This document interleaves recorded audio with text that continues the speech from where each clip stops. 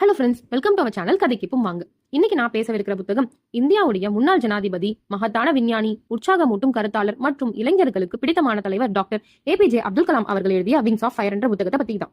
இந்த புத்தகம் ஒரு சாதாரண கிராம பையன் எப்படி இந்தியாவுடைய முக்கியமான விஞ்ஞானியாகவும் மிசைல் மேன் அப்படின்ட்டு புகழளிக்கப்பட்டு பின்னர் ஜனாதிபதியா உயர்ந்தார்ன்றதும் அவருடைய வாழ்க்கையில ஏற்பட்ட ஏற்றத்தாழ்வுகளையும் விவரிக்குது. இது வெறும் வாழ்க்கை வரலாறு மட்டும் கிடையாது, ஒரு தலைமுறையவே தூண்டுவிக்கிற ஒரு வெற்றி கதையும் கூட.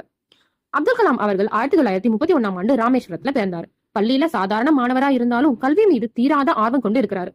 சின்ன வயசுலேயே பத்திரிகைகளை விற்பனை செஞ்சு வாழ்க்கையில கஷ்டங்களை கடந்து வராரு. கலாம் அவர்கள் இந்தியாவின் விண்வெளி ஆராய்ச்சியில முக்கிய பங்கு வகிச்சாரு. SLV-3 மற்றும் அக்னி, பிருத்வி, திரிஷூல், நாக் போன்ற மிசைல் திட்டங்கள்ல முக்கிய பங்காற்றினார். மிசைல் மேன் ஆஃப் இந்தியா அப்படின்ற பெயரையும் பெற்றார். கல்வி மூலமா எந்த ஒரு சாதாரண மாணவரும் கூட மிகப்பெரிய மனிதரா மாறலாம் அப்படின்ற உதாரணம் தான் கலாம் அவர்கள்.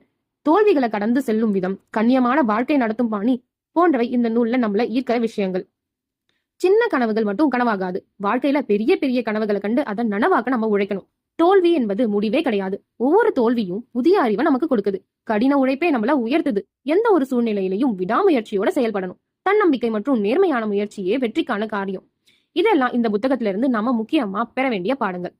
விங்ஸ் ஆஃப் ஃபயர்ன்றது ஒவ்வொரு மாணவரும் ஒவ்வொரு கனவு நாயகனும் வாசிக்க வேண்டிய புத்தகம். இது வெறும் வாழ்க்கை வரலாறு மட்டும் கிடையாது, ஒரு தீர்மானமான மனிதருடைய சுயசரிதை.